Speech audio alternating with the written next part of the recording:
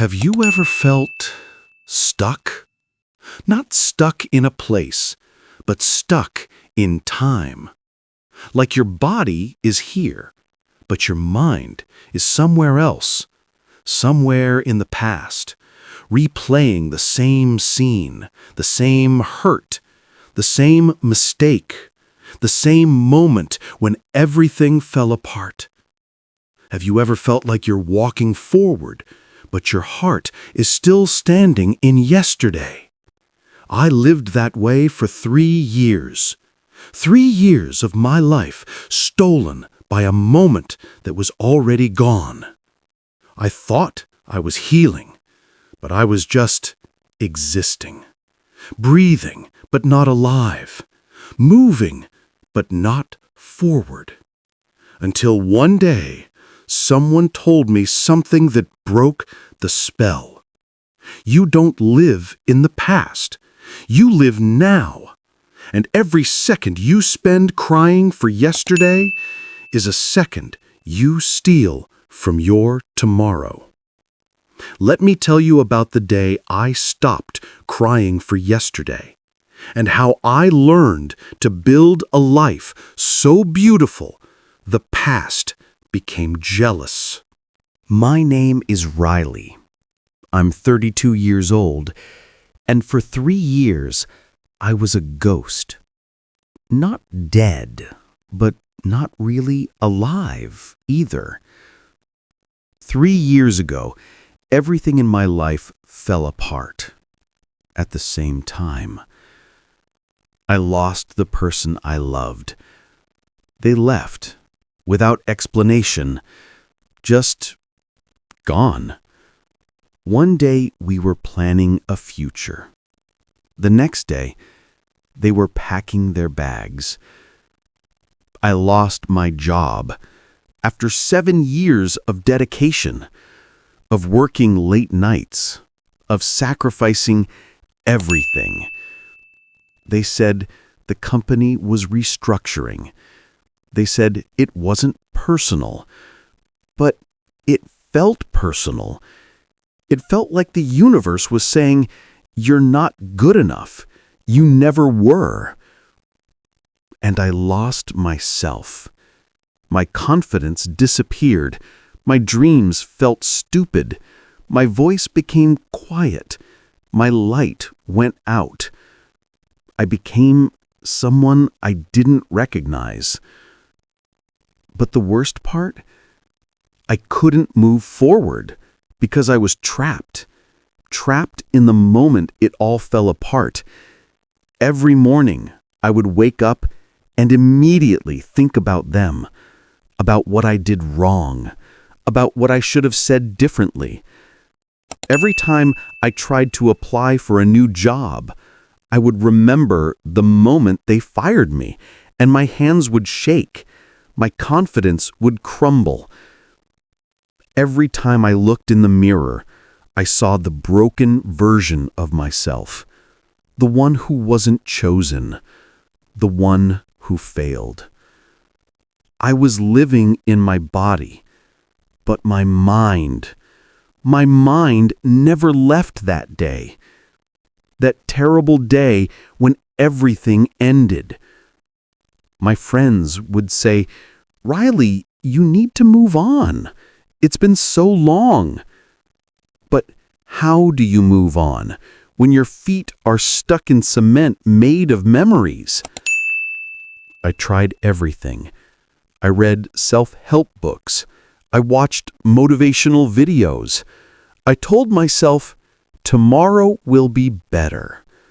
But tomorrow felt exactly like yesterday, because I brought yesterday with me everywhere I went. I was carrying the past on my back, like a heavy bag full of rocks, and every day I added one more rock, one more memory, one more what if, one more regret. I was exhausted, but I didn't know how to put the bag down. One afternoon, I was sitting in a coffee shop, alone. staring at my phone, looking at old photos, old messages, old memories. I did this every day, like a habit, like an addiction. I would scroll through the past and feel the pain all over again. Why did they leave? What did I do wrong? Was I not enough? My coffee got cold. I didn't notice. I was somewhere else. Somewhere 3 years ago. That's when I heard a voice. "You're not drinking your coffee. You're drowning in it." I looked up. An older woman was sitting at the table next to me.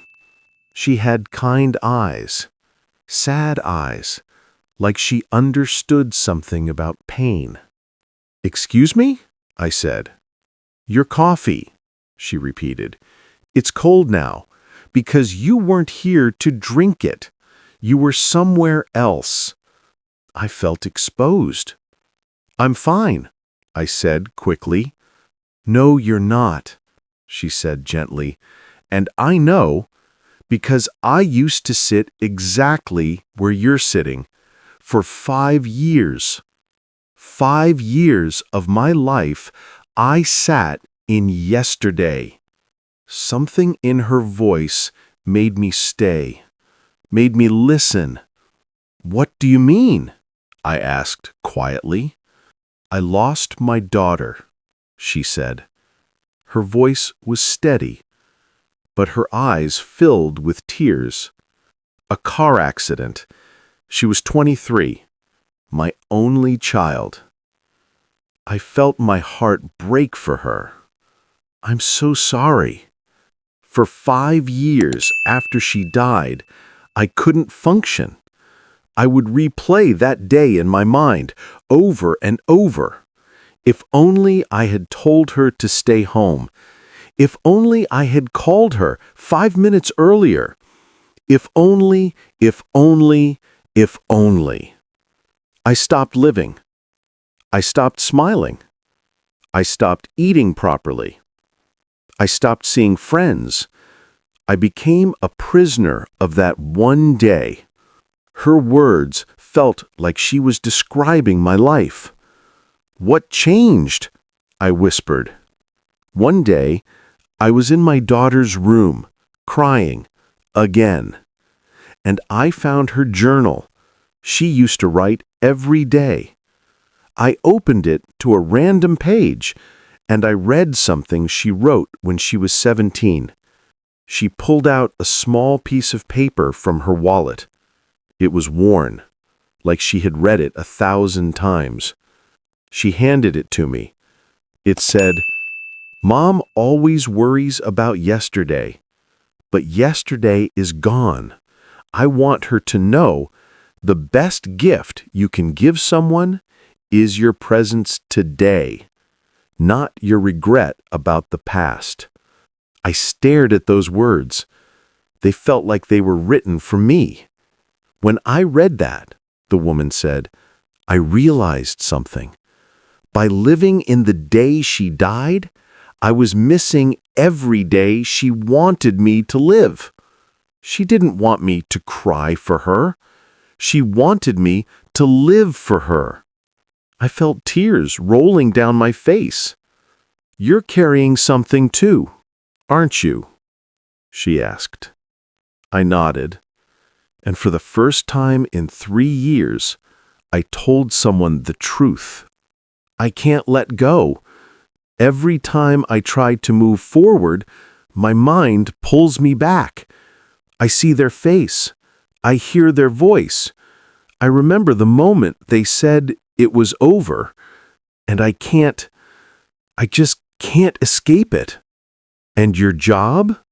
she asked. "I can't apply anywhere because I keep thinking, what if I fail again? What if I'm not good enough?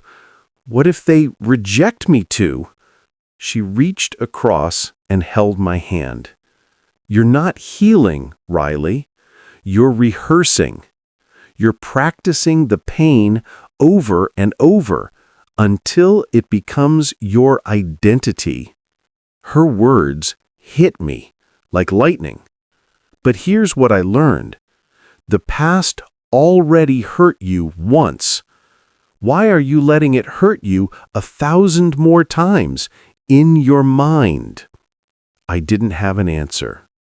Your ex hurt you on one day, but you hurt yourself every day since then by replaying it. Your job ended on one day, but you ended your future every day since then by believing you're not good enough. The past is not holding you. You are holding the past. I sat there in silence, crying, but not the kind of crying, the kind where truth breaks through. How do I let go? I finally asked. By making a choice every single day to stop rehearsing yesterday and start building today. I hope you're enjoying this story so far. If you are, please take a moment to like this video and leave a comment telling me what you think. Have you ever felt trapped by the past? What helped you let go? Let me know. Let's continue. That conversation changed something in me. Not everything, but something. The woman's name was Grace, and over the next few months, she became my unexpected teacher. Not with lectures, but with gentle truths. We would meet at that same coffee shop every week, and each time she would help me unpack one more rock from the bag I was carrying. The first lesson she taught me was about my identity.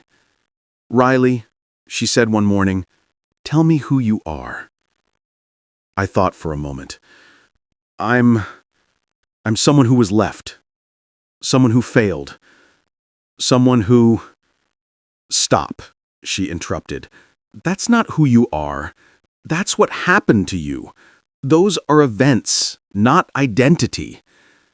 A bird doesn't become the storm just because it flew through one. You are not your breakup. You are not your job loss. You are not your pain." "Then who am I?" I asked. "You're the person who survived," she said. "You're the one who's still here, still trying, still breathing. That's who you are." That night, I stood in front of my mirror, and for the first time in 3 years, I said something different. I am not what happened to me. I am what I choose to become. It felt small, but it was the first crack in the prison. Grace also taught me about energy. "You're surrounded by people who drain you," she observed one day. "What do you mean?" "That friend who always brings up your ex? The family member who keeps reminding you of your failures? The voice in your head that says you're not good enough? These are emotional thieves," she said. "They steal your energy, and you keep giving them the key." She was right. Every conversation with certain people would leave me feeling worse, more broken, more stuck. "What should I do?" I asked.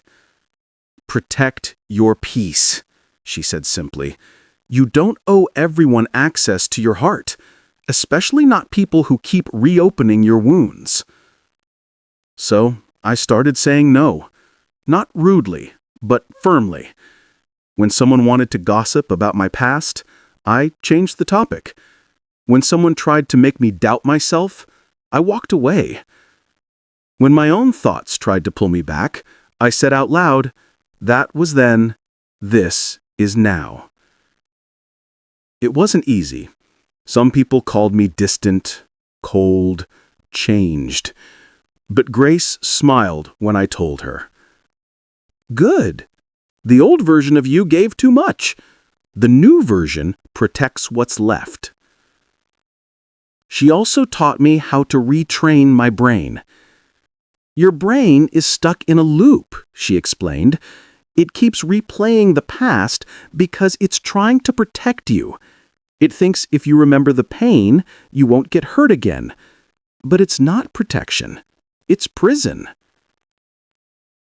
She taught me a simple exercise.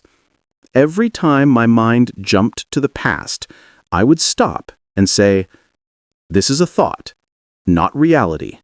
This already happened. It's not happening now."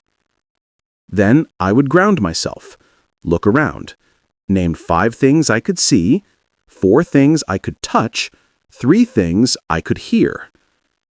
It sounds simple, but it worked, because my brain couldn't focus on pain and presence at the same time. I also started changing my language.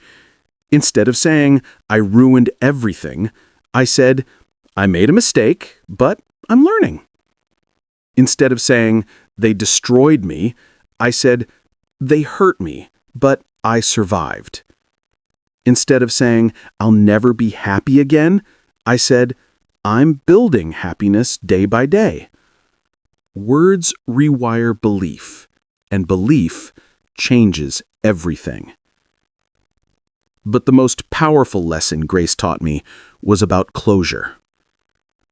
One day, I told her, "I keep checking their social media. I keep hoping they'll message me, apologize, explain why they left.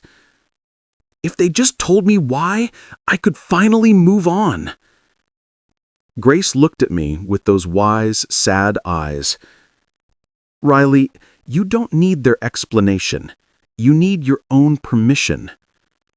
Permission for what? Permission to move forward without understanding everything, without getting the apology, without them ever knowing the pain they caused. Because here's the truth. Sometimes the apology never comes. Sometimes the answer doesn't make sense. Sometimes people leave without closure. And if you wait for them to give you permission to heal, you'll wait forever.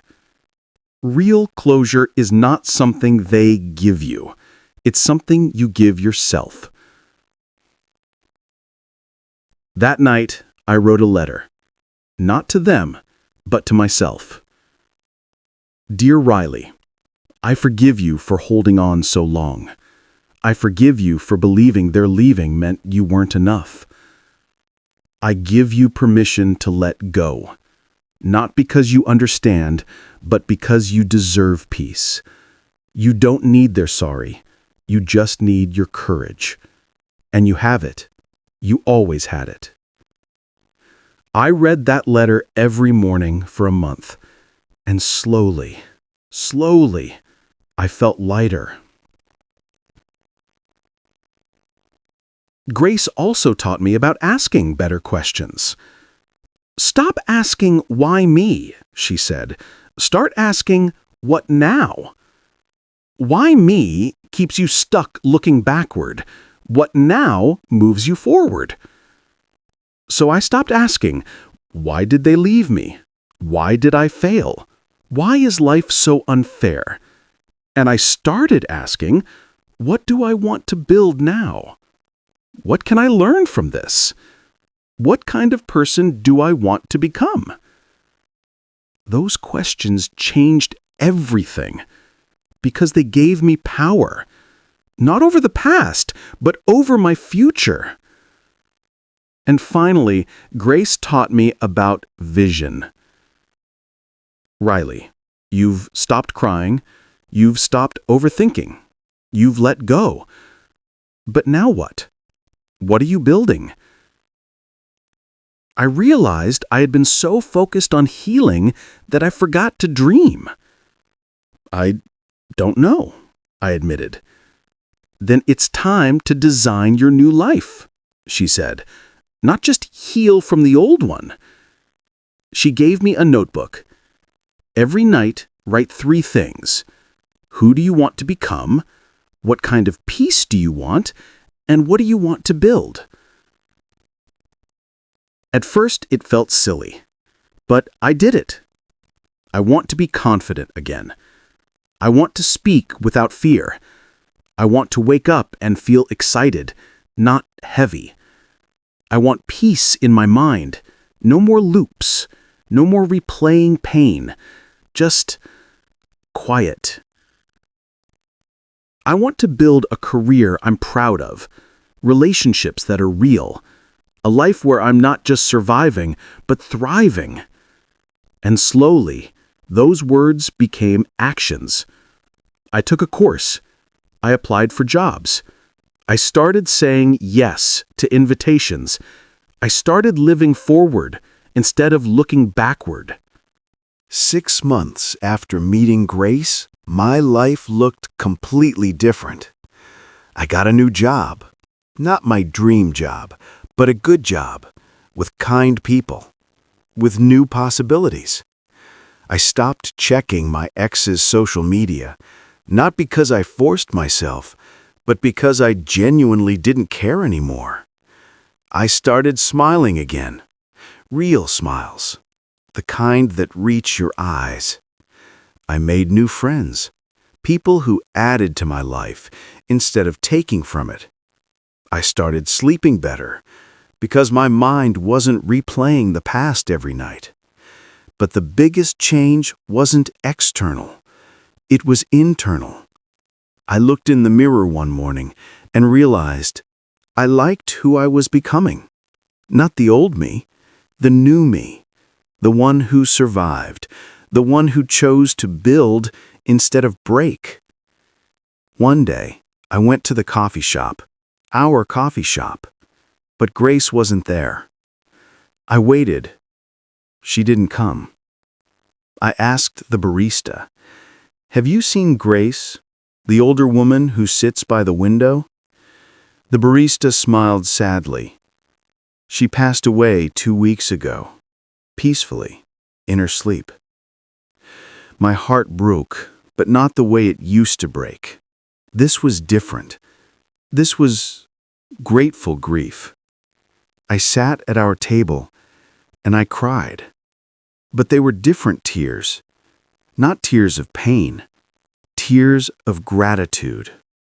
Grace had given me something more valuable than any apology or explanation ever could.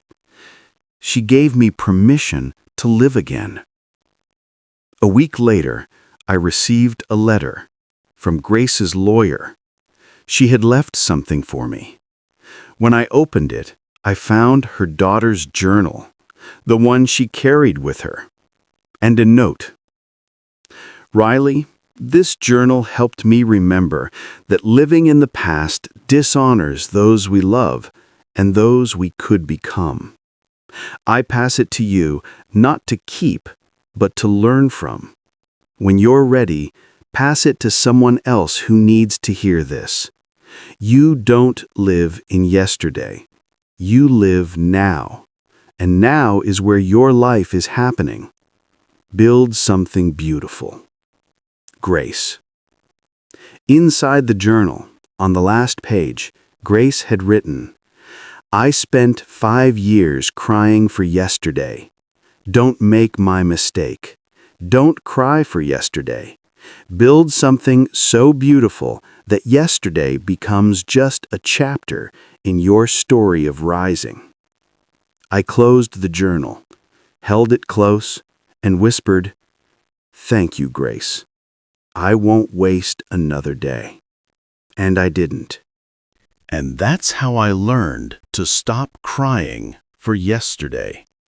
To let go, to rebuild, to protect my peace, to train my brain, to give myself closure, to ask better questions, and to build a vision so powerful the past couldn't compete. Maybe you're trapped too. Maybe you're replaying a moment that already ended. Maybe you're crying for a yesterday that can't be changed. I want you to know you are not your past. You are not your mistakes. You are not what they did to you. You are the person who's still here, still trying, still breathing, still capable of building something new. The past already hurt you once. Don't let it hurt you every day in your mind. You don't need their apology to heal. You just need your courage to move forward. Stop asking, "Why me?" Start asking, "What now?" Stop rehearsing the pain. Start building the future. Let go. Not because you're weak, but because you're strong enough to carry something better. Your dreams, your peace, your new life. Say this with me. I am not who I was. I am not what happened to me. I am not my pain. I am the person who survived. And from today, I choose to build something beautiful. Don't cry for yesterday. It can't hear you. It can't change. It can't give you back what you lost. But today can. Today is listening. Today is waiting. Today is saying, "I'm ready when you are." So let yesterday go and start building your tomorrow. Thank you for being here. Thank you for listening. I'll see you in the next story.